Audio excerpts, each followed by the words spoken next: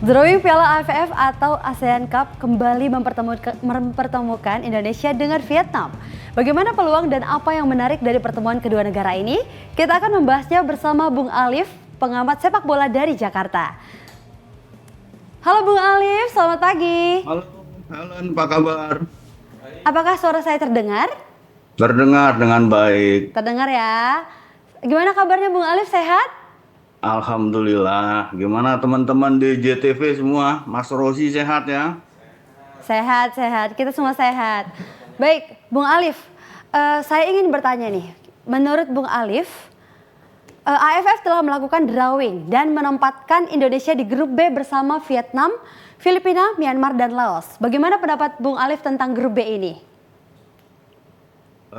Saya kira memang untuk AFF ini kan ada semacam tekanan ya bahwa memang kita kan tidak pernah juara sampai saat ini, sehingga tekanan psikologis ini juga harus kita pecahkan. Tetapi di satu sisi timnas kita kan tahun ini juga banyak event, terutama kualifikasi Piala Dunia. Dan menurut saya yang terpenting adalah sekarang bagaimana PSSI dalam hal ini Badan Tim Nasional mampu membuat skala prioritas mana yang lebih diprioritaskan.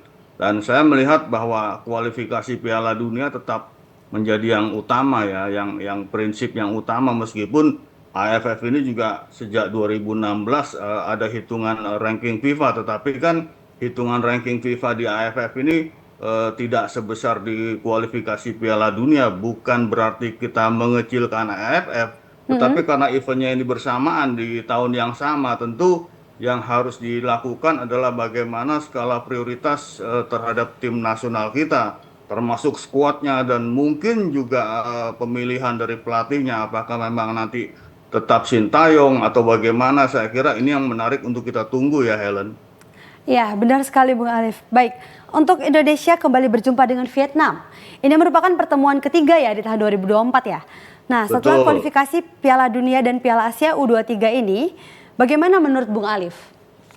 Kalau di senior, saya kira kan Vietnam terakhir kita tahu bahwa mereka kalah ya 3-0 di Hanoi. Artinya itu sebuah catatan yang sangat baik, dan menurut saya itu adalah rekor yang fantastis buat tim nasional Indonesia, di mana kita bisa menang 3-0. Ya, Tetapi persoalannya adalah apakah nanti di AFF kita akan menurunkan skuad yang sama ataukah memang akan mengirimkan skuad yang berbeda. Dan ini masih kita tunggu ya, Helen, karena sekali lagi bahwa kekuatan tim nasional kita di senior saat ini jauh lebih berkembang, jauh lebih baik dibanding betul. tahun-tahun sebelumnya. Meskipun kita tahu bahwa di ajang AFF ini kita belum pernah tampil sebagai juara, dan ini kan yang sering menjadi selentingan-selentingan bahwa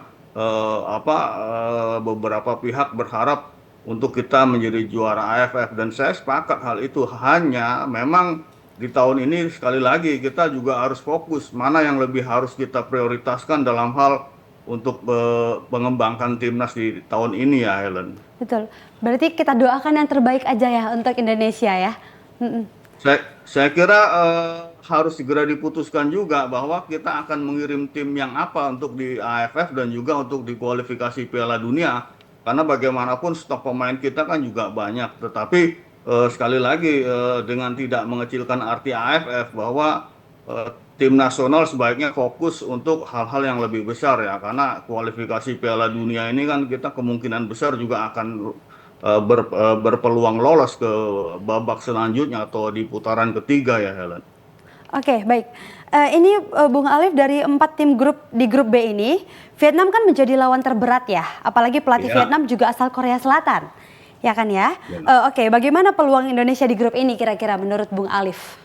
Saya kira peluang kita untuk menang atas Vietnam besar ya, sangat besar. Karena sekali lagi bahwa kondisi sepak bola kita saat ini, terutama tim nasional, sudah sangat baik.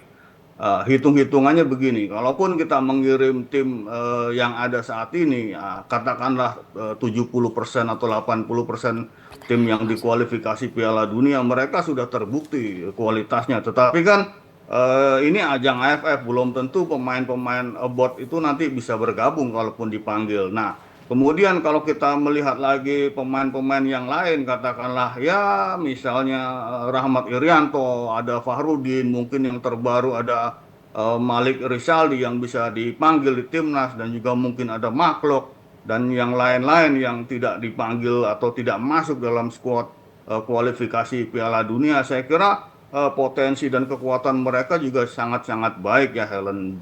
Sehingga saya optimis bahwa kita akan bisa mengatasi Vietnam di grup ini. Baik, Bung Alif, terima kasih. Kita doakan yang terbaik saja untuk Indonesia dan timnas Indonesia ya. Bung Alif, terima kasih, sehat selalu, jaga kesehatan selalu. Terima kasih Helen. Oke, Bung Alif, terima kasih.